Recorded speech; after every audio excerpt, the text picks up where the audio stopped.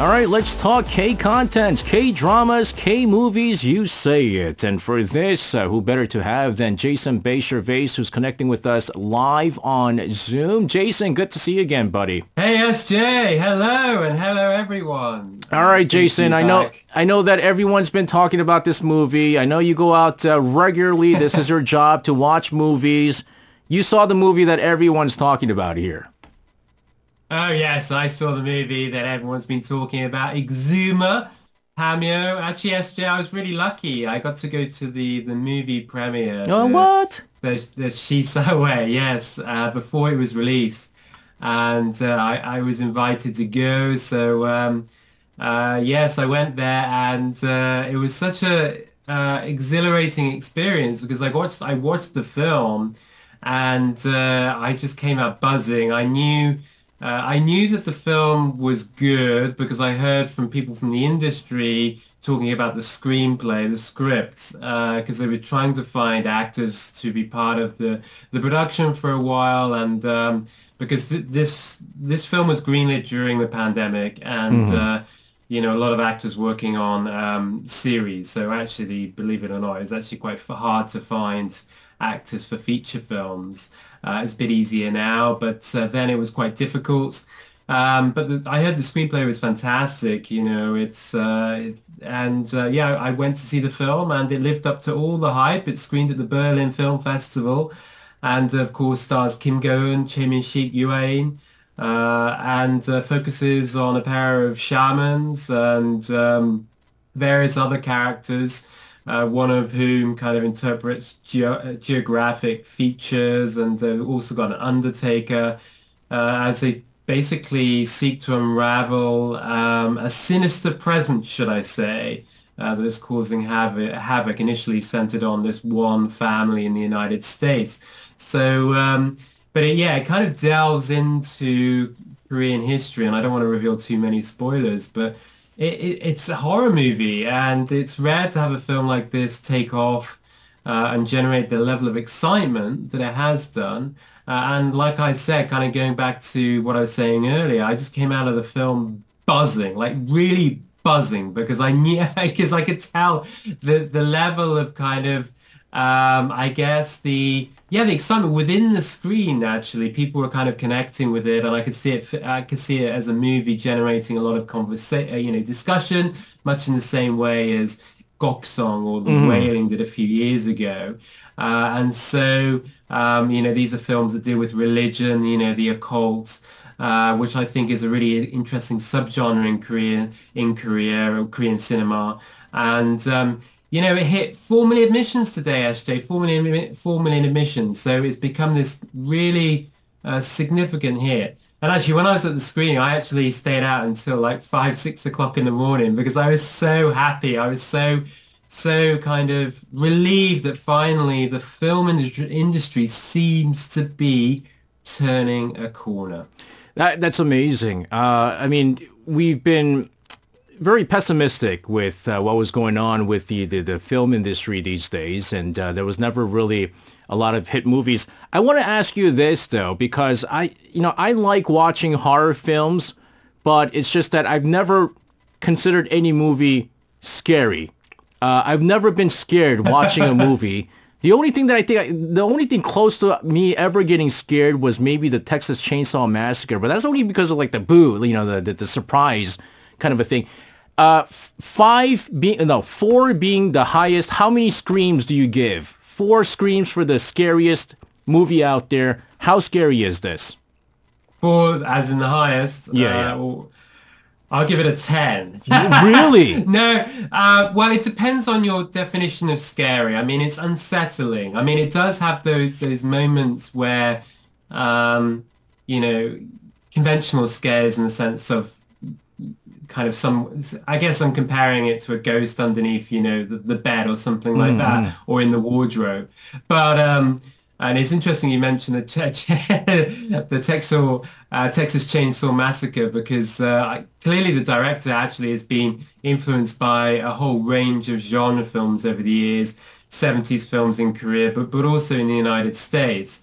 You'll see that kind of play out in the story. And again, I'm trying not to give away too much, but it can be quite unsettling. But it's not, how do I say? It's not like scares where you're going to be, you know, terrified for the rest of your life. But it is a little bit unsettling. But I'd say that in a good way. I mean, that sounds like a complete contradiction, but Hmm. I came out, like I said, feeling like really excited because of I guess the experience of watching it on a Yeah. big screen with other people and the fact that people go, have you seen this scary movie? And, talking about its themes and all the rest of it. It's great. That's what cinema's there for. It's to excite us. It's to challenge us, to entertain us. It's this film interacting with you in a really powerful, interesting way. And that it does that, really, really well. It's an accomplished film. And, I like the director quite a lot. And yeah, I think he's really kind of up the bar, I suppose, raised the bar, if I'm going to use Yeah, that I'm gonna have example. to wait until Yeah. that comes out on a OTT platform for VOD and really check it out because you give me good recommendations before. Again, Beef being one of them, easy to access. But you could hear from his excitement. Let's talk about some movies that we can check out here. Today is Samiljeol in Korean. That's the Independence Movement Day, and really marks the day when 2 million Koreans participated in demonstrating nationwide in 1919 to peacefully protest against Japan's colonial rule that continued until 1945. Today we're going to be going into some select films and shows that deal with the colonial period. We've been depicting a lot of films over the years, right? Yeah, they've actually come in different phases over the years. I teach this in my Korean cinema class. There were actually quite a few films released in the liberation period, so shortly after the Second World War, when Korea was no longer under Japanese colonial rule. So there are a whole number of films. I guess one of the most famous ones is Hurrah for Freedom that was released in 1945. Now, the reason I mention that is because you can actually watch it. It's available on the Korean Film Archive's YouTube channel. So it's an amazing resource. So you can watch a whole bunch of movies for free, over 100 films that are subtitled. These old kind of classic Korean films.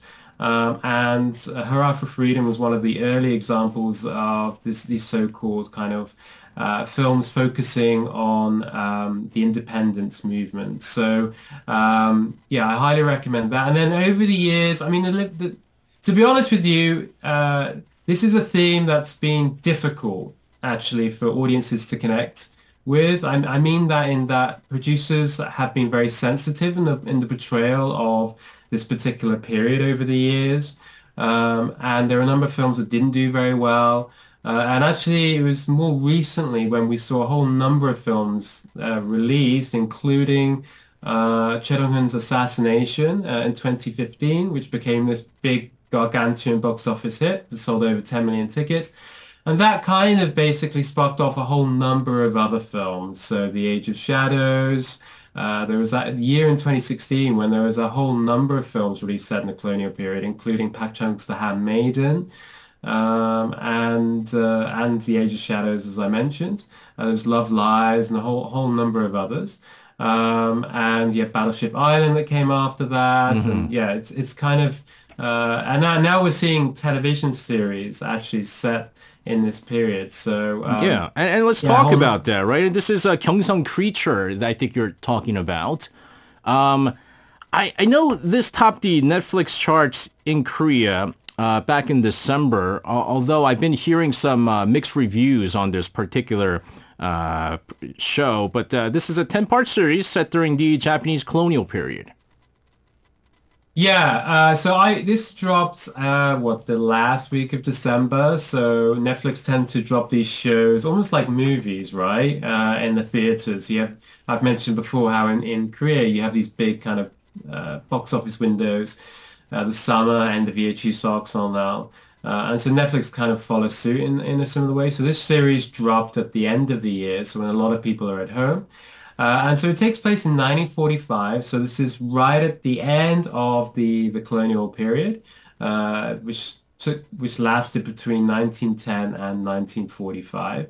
And so this is a time when the Korean Peninsula became, or the colonial rule over the Korean Peninsula became more Yeah. oppressive. Okay, so which is actually evident in the drama because basically you have Japanese troops who are and scientists who are experimenting on civilians. So it's pretty horrifying stuff and subjecting them to cruel biological experiments. And so what happens? A monster is created. So hence the title, Gyeongsong creature. Gyeongsong is the old Old name for name, Seoul. or yeah, former name of Seoul. And so there are clear in what I describe as clear the host vibes. You remember Bong Joon-ho's movie? Always love to throw in a Bong Really? Joon-ho reference. Well, that was born out of, American forces dumping Right, right, formaldehyde in right, the right. Han River, which actually happened. So, but this is a far more graphic and sadistic kind of story. So one of the central characters is a character played by Park Seo-joon, and he is basically he owns a pawn shop, and then we have a sleuth played by Han So-hee who's looking for her missing mother, and a mysterious, powerful Japanese noble woman played by Claudia Kim. Claudia Remember? Kim. Yeah, you remember, was it Avengers Age of Yeah, yeah, Ultron yeah, that yeah, she's yeah, in? yeah. Yeah. So she's now in a few Korean productions. And so, yeah, you got various supporting roles. So that's basically the premise of the film. And I really like the first half more than I do the second half. Because I think I love the way language plays a part. I've watched a whole number of uh, films set during the colonial period. And it's interesting to hear what language they speak. Is it Korean or is it Japanese? And quite often they do actually speak Korean. But in this series, there's a lot of Japanese. So you have Koreans kind of switching between Korean and Japanese. Hmm. So I found that quite interesting. But the second half of the series becomes very, yeah, quite dark and yeah, I can see why people were turned off by the second half, and it becomes a little bit more genre driven. So depending on what you're after, but I think the first half is a little bit more nuanced, and the second half is definitely a bit more kind of focused on, I guess the visual aspects of the show, which I found, whilst very impressive, less interesting. That being said, though, it's definitely worth checking out. One of our listeners, Polina, says that she saw that drama, Gyeongsong Creature, and she says she cried. Yeah. She cried a lot. Is it? Oh, Is it sad? it is sad because you have this character, the sleuth played by Hanso, who's looking for her mother. Now I'm Right. trying not because try not to reveal too much about the story, but basically it transpires that she has been the subject in one of these experiments. So Experiments. that is Yeah. yeah. So it is she does meet her mother, but now she is this monster, this creature. I find it interesting that you said the first half was better than the second half. You usually want it the other way, right? The first half could be a little bit slow, and then the second half, boom, good stuff. But despite that, it's been greenlit for a second season. I mean, what do you think? I mean, is it one of those things where they could actually extend it to a second season? Oh yeah, I think so. It's I guess it's what Korean directors do well. Because I often get asked, why do you like Korean content? Why is Korean content taken off in such a big way? What makes Korean content different compared to other content in Asia and across the world? And I think there are various factors behind this, but one of them is certainly the way in which Korean directors tackle Korean history. Now, Korean history is very tumultuous, Mm-hmm. and not least during the colonial period, which is the setting of this film, this series rather. And so yeah, it's interesting how Korean directors do tackle these different periods. And I think, also one of the reasons that, I think many people like this drama is the way the genre-driven moments. You've got this monster, right? I mean, it's disturbing. Maybe some viewers find it thrilling. It is thrilling, to be honest. In some, in moments of the drama, it's constantly engaging. It's very well made. The production design is fantastic, and so is the acting. And so, yeah, I'm very intrigued by the way it conveys this period. And I think, that's one of the reasons why Netflix career have been so successful because you've got very talented writers, talented directors, talented production designers, actors, the people behind all the crafts, and the way they can convey this very turbulent, tumultuous history is just really fascinating to watch. You've been researching Korean contents for 20 years now. Yeah, Wow. long time, right? Man, that's Am I a sick long of it time. yet? No! That's the thing. I mean, like, it's incredible, like how much movies you can watch and how much movies when you go to these. By the way, for our listeners out there, when Jason goes to the Busan International Film Festival, what do? You watch like 3 or 4 movies in a single day? At least, sometimes 4 or Yeah, 5. that's just passion right there. I want to Yeah. ask you, what were some of the most notable films or dramas that tackled the colonial period? Okay, so I've got a few favorites, and they're all quite different. So there's Epitaph, which was released in 2007. The Korean title is Gidam, and it's directed by brothers Jun-sik and Jun Bum-sik. This is a really fascinating portrayal of the colonial period, and it really gets into the nuances and the complexities of this time. I watched this. You saw it, SJ? This is- Really? I'm surprised. No. This is a brilliant horror movie, by the way. Yeah, no. I was gonna say this is a scary movie. It's a horror movie. It is scary. This is scary stuff. Oh, Yeah, it is scary so- stuff. Yeah, this was back in Yeah. 2007. I definitely watched this. Yeah, this was back when I was still in college, and I remember watching this in New York. But yeah, good stuff. Yeah, tell us about this. Yeah, so it's set during the tumultuous 1970s, where we follow a doctor.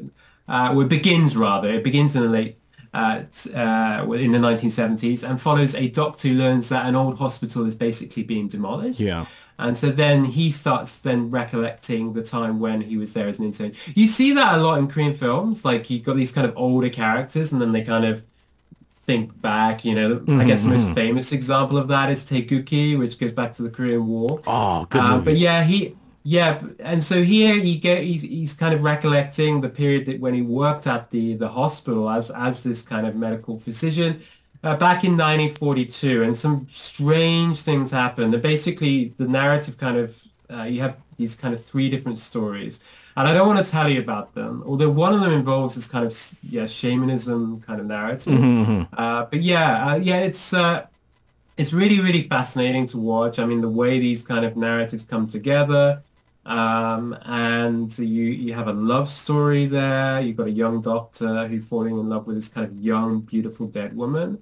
And then you've got the second story of a sole survivor of a car crash. So it is a somewhat difficult film to fully understand and fully grasp, but it's really mysterious and really kind of alluring. And I think if you're looking for a film that captures the complexities of this period, I'm not sure that, Gyeongsang Creature does in the same way. Yeah. But Epitaph certainly does. So if you want something that's quite brainy, then I recommend this film. Yeah, I remember at first being a bit confused because, like you said, it was divided into 3 different segments, right? But it is confusing. Yeah, like you said, it's a great movie. It's very okay. One of the few movies where I said, okay, I admit it's scary, but it's a different kind of scary out there. Your next movie is more of an independent film, more layered film. Yeah, so this is a more, this is layered film in a different way. This is more kind of poetic. It's called Dongju. It's called Dongju the Korean title is Dongju. The English title is Dongju, the Portrait of a Poet. This is one of my favorite films set during the colonial period. It's directed by Lee Junik. Do you know Lee Junik, SJ? He made films such as The King and the Clown. Oh, yeah. Radio Star and a whole number of others. But I guess it's worth mentioning here that it was written by Shin Yun-sik, who is one of the best writers in the Korean film industry. He is an incredible writer, and it really shows in this film. It basically follows the life of a poet, starring Kang Han-eun and Park Jong-min. Yeah, and this is based on a true story of the actual poet Yoon Dong-ju. That's why it's called exactly. Dongju. Yeah. Exactly. So he was in prison for being involved in the Japanese independence movement. So there's a lot of there's quite a few Korean films, colonial era films that basically they're centered on characters who were part of the Japanese, but part of the independence movement, the Korean independence movement. So in seeking to become independent from Japanese colonial rule. And examples I can think of was the earlier example that I mentioned, Hurrah, and also a whole number of others. I mean, Assassination is a good example Hmm. of Hmm. that. And yeah, I mentioned Hurrah for Freedom. But also Harbin, actually. Do you know Hyunbin? You know Yeah, Hyunbin, yeah. the famous Korean actor, of course. He started one of the big Korean films this year. There's actually a whole number of Korean films I'm really excited about this year, including Harbin, which is directed by Umino, who made Inside Men, Nebujadu. Also made other films, including Drug King. And so Harbin, it basically well, basically Hyunbin is playing An Jong-gun, who is one of the most famous kind of figures in the independence movement. He was actually the subject of a movie more recently called Hero, which is a musical, also starring Kim Go-eun, who is also in Exhuma. So there you go. A Ah, bit there you of go. Big, yeah, there you go. I like to making throw a in the circle there. yeah, trivia there. But yeah, Harbin I'm very excited about. So that'll be like an action. Here it's like an action drama. You have So your yeah. one final selection here, Jason, and this one is a blockbuster film filled with big names in the Korean film industry. Yeah, so The Age of Shadows. So I've talked about an independent film, which is Dongju. I've talked about a horror film, Epitaph, and now this is a blockbuster. Although it's a different kind of blockbuster. The Age of Shadows, Korean title is Mil Jung, directed by Kim Jun, one of Korea's leading female filmmakers, starring Gong Yoo, Song Kang-ho, and Lee Byung-hun. So it centers on a relationship between a Korean policeman, played by Song Kang-ho, and so his loyalties are tested because he starts interacting with a key figure in the resistance movement played by Gong Yu, who's basically leading an operation to smuggle in explosives from Shanghai into Seoul. So he's working for the Japanese, but does he is he an agent that wants to kind of work with the Koreans as as a Korean? Because it's his country, but he's also working for the Japanese, so he feels somewhat conflicted. So it deals with this kind of difficult choice that he has to make.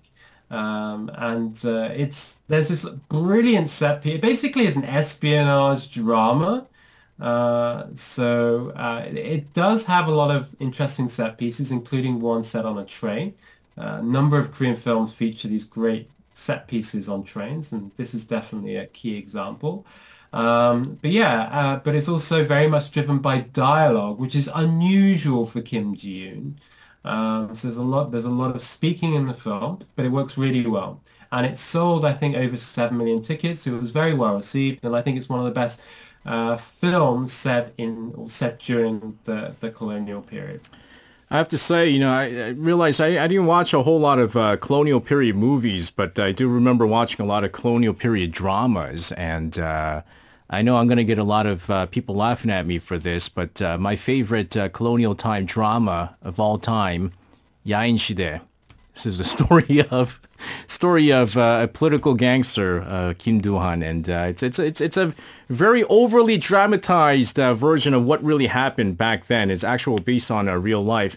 But Jason, we had a question in from one of our listeners who was asking whether or not the Gyeongsang Creature was going to be coming out with a second season. We answered that, Polina. Yes, it has been greenlit for a second season, so Yes. you will be able to watch the second season of this.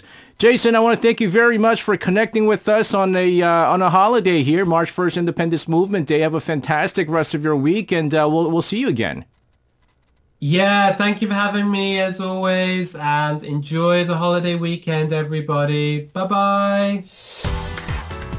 You can listen to Korea Now with me, SJ Lee, by downloading the Arirang Radio application or tune in online by visiting www.arirangradio.com. So make sure you tune in Mondays through Fridays, 6 p.m. to 8 p.m. Korea time.